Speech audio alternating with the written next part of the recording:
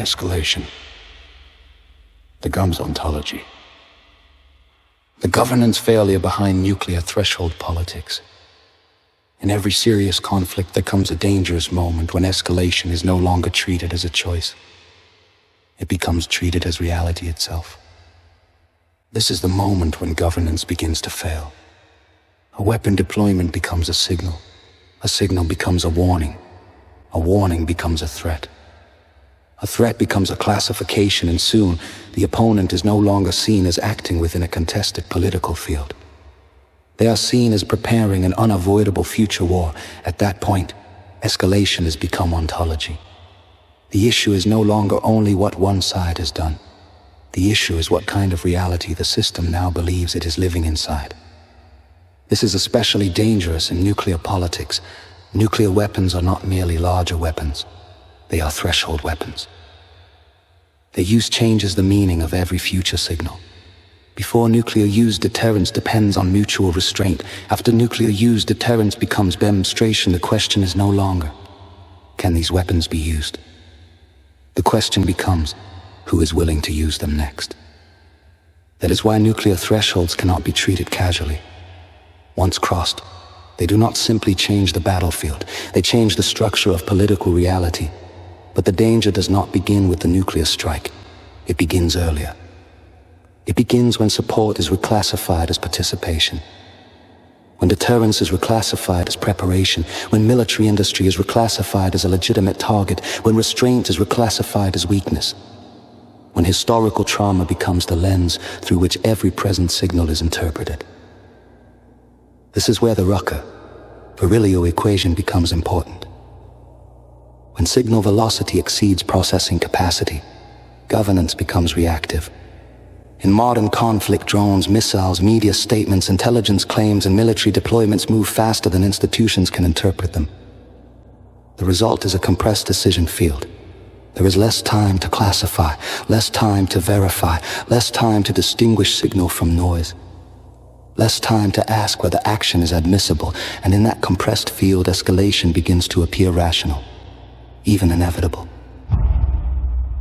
This is the governance failure behind nuclear threshold politics. The failure is not only military. It is interpretive. It is ontological. A conflict becomes most dangerous when each side's defensive logic makes the other side's worst fears appear confirmed. One side says, "We are preparing to deter aggression." The other side hears, "You are preparing for war." One side says, "We are supplying defensive capability." The other side hears, "You are now a participant." One side says, "We are maintaining credibility." The other side hears, "You are removing our margin of survival." This is how escalation becomes self-validating. Every move is explained as defensive. Every defensive move is received as offensive.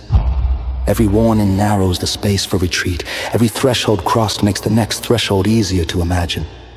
PIE calls this an ontological transition. The conflict is no longer classified as a dispute, crisis, proxy war, deterrence contest, or negotiable security dilemma.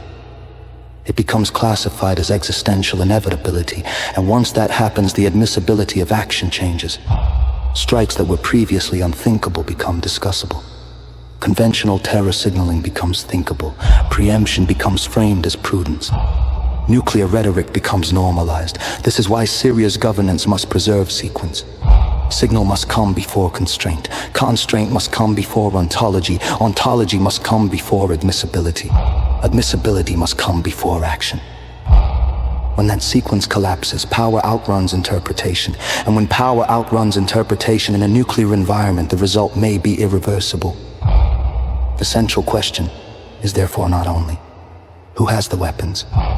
It is, who still has the capacity to interpret before acting, who can still distinguish deterrence from provocation, who can still classify participation carefully, who can still preserve thresholds, who can still prevent fear from becoming policy. Nuclear politics requires more than strength. It requires signal discipline, historical discipline, classification discipline, threshold discipline, and above all, admissibility discipline. Because the most dangerous moment in international politics is not when states disagree. It is when they stop recognizing disagreement as governable.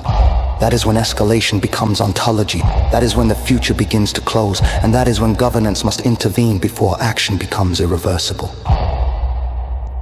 PI develops philosophy, governance, and systems theory as operational analytical frameworks for the 21st century.